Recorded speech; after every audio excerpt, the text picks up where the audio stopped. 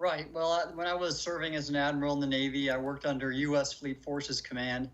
And this is well known, this Theodore Roosevelt incident of UAP. What happened is I was on the receiving end of an email on the Navy or DOD's secret internet. And it was from my boss, the operations officer at Fleet Forces Command. And he sent this email to all his subordinate commanders, which was about 20 1- and 2-star admirals and their senior executive service deputies.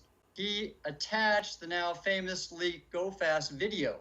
Occurrences of these almost having near midair collisions with aircraft, and they were thinking about shutting down the exercise for safety reasons, and that it was something I knew never could be produced by human technology. And but the next day, on both of our computers, the email was removed. We have two potential scenarios. We have either a threat to national security from an adversary, or off-world exotic technology which demands study, because the potential discovery of these technology or physics advances could change us for the better. You're bound not to disclose the information, et cetera, and it's what gets people thrown into jail, So that was something I had to take seriously, and I sat on it. And once the videos were released and people like Ryan Graves would come forward, I figured, heck, I am a retired admiral. My voice lends a bit of credibility to the topic.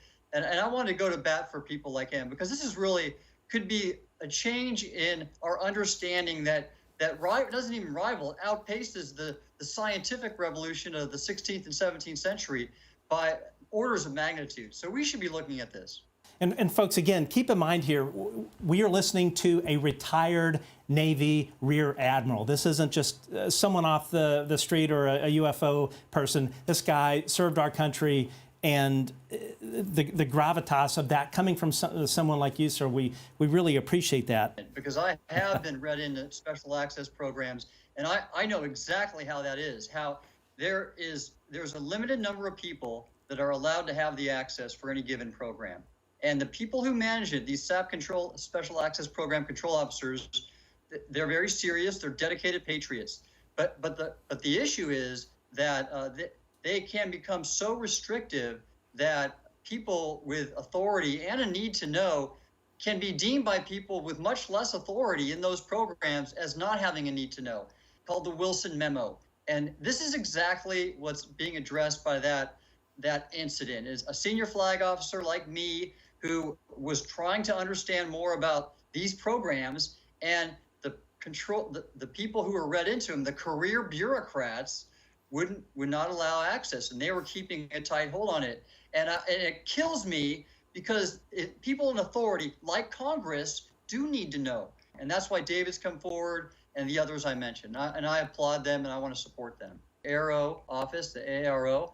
And I just don't see that office really disclosing a whole lot, because I believe the information that's of value to us that they find will probably be classified, because the technology might be so advanced they don't want our adversaries getting any wind of it. I applaud what Senator Gillibrand has done to establish that office, but the nature of the Pentagon and classification system is going to be a tough thing to work around to enable full disclosure that so much of the public are calling for, because this is something all nations have to grapple with. Are they? There's some questions here. Are they friendly or not?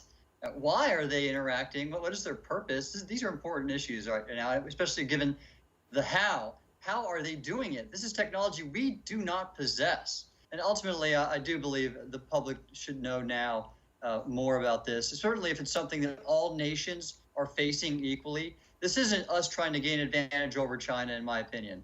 It is about us as a civilization understanding the new nature of reality that is being thrown upon us.